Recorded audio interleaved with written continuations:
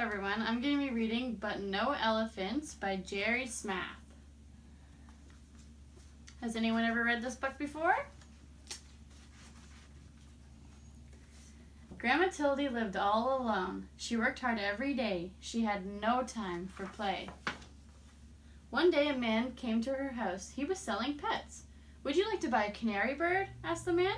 "Very well," said Grandma Tildy, "but no elephants."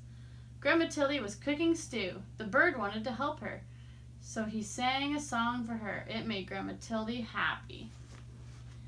Do any of you own a bird?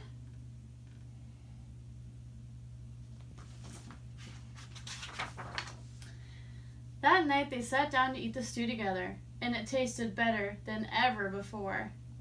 The next day, the pet man came again. "Would you like to buy a beaver?" he asked. "Very well," said Grandma Tildy, "but no elephants."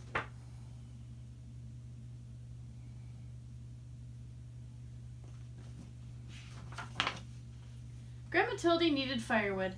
The beaver wanted to help, so he cut the wood with his sharp teeth.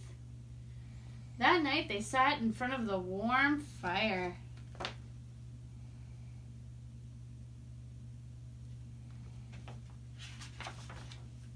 Grandma Tildy went shopping. She met the pet man again.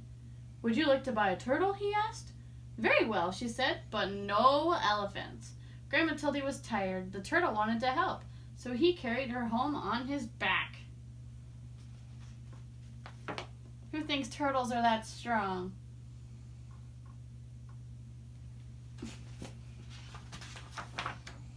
That night, Grandma Tildy washed the turtle and put him to bed. The next day it rained hard. The roof started to leak. Then someone knocked on the door. It was you-know-who.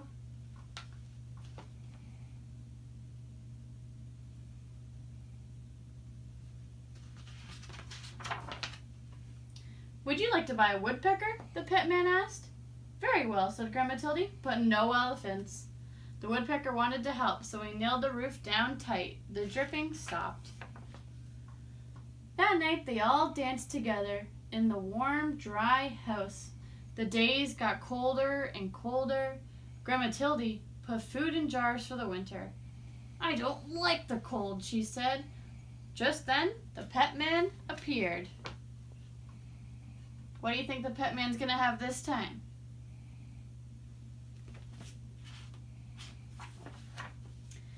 "Would you like to buy an elephant?" he asked. "He's the only animal left, and I must leave before it snows."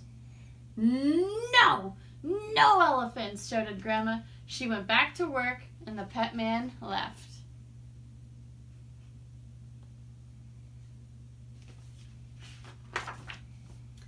But the elephant stayed.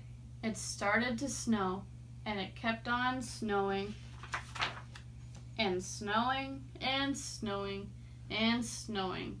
"No elephants," said Grandma Tildy, but the elephant would not go. They could not see the elephant now, but they could hear him crying. They felt sad. "Very well," called Grandma Tildy. "You may come in." The elephant was as happy as could be. But the elephant had a problem. He could not get through the door, so they all helped to push him inside. "Oh dear," said Grandma Tildy. "I hope the floor is strong. This is a very old house." Do you guys think the elephant's going to fall through the floor?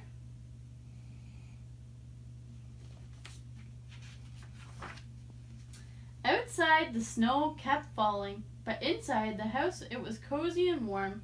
Everyone hoped winter would go away soon and spring would come soon.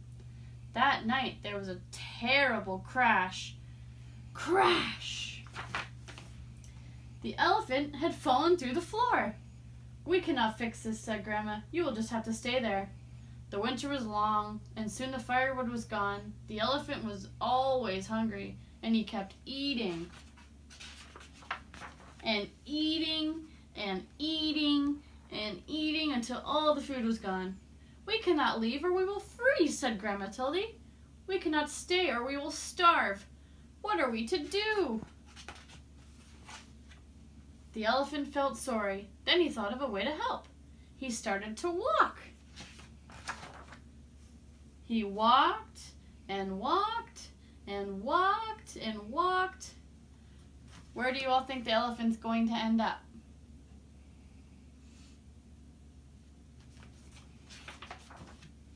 When he stopped, they were in a warm, sunny place. And that is where Grandma Tildy and her friends are today.